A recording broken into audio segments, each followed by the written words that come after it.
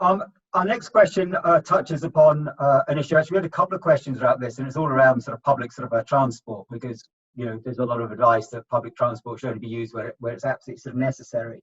But of course, a number of children in the district use public transport to go to sort of school. So there's a general question about should children be using public transport to get to school.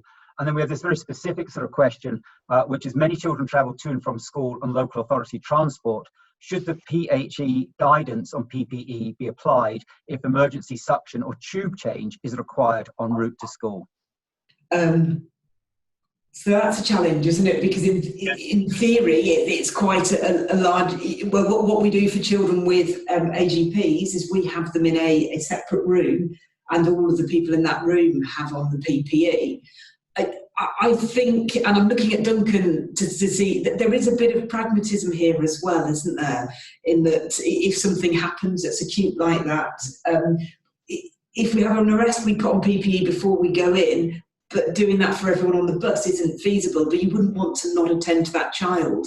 So I guess my personal approach would be to ask other people to step back so you're minimising the number of people in contact with the child.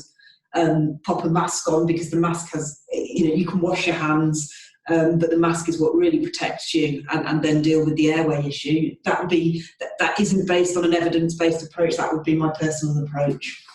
Yeah, I think you have to do that. I would hope that this would be a very rare situation, and I think you do have to take a pragmatic approach, because you could say, all right, you get all the other children off the bus, but then where's your immediate risk assessment about them all standing around on the pavement? So I think you just have to be really pragmatic about that. I'm afraid we just can't produce guidance on something as specific as that, I'm afraid. Duncan, what about the general question around, getting on public transport to get to schools? Yeah, I mean, we certainly, from a public health perspective, encourage active travel for various reasons. I mean, we've seen pollution levels reduced during coronavirus, and we need to try and keep as much of that up as we can in terms of so kids need to be getting back on public transport, wearing face masks, so social norming that, as we're already doing around public transport, and then that encourages that activity. It also reduces the risk. We've seen a couple of outbreaks where we think there's been spread from adults dropping off children from different bubbles. So the social distancing starts from the moment that you leave your house, and that might be another message that's worth passing on to parents.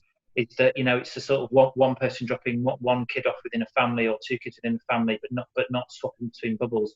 So yeah, I'd certainly encourage public transport again for children. Going back to what John says, I mean that's about sort of trying to get back to things as normal as possible, but within risk. And that part of the school day is another important bit of the school day for children in terms of their socialisation.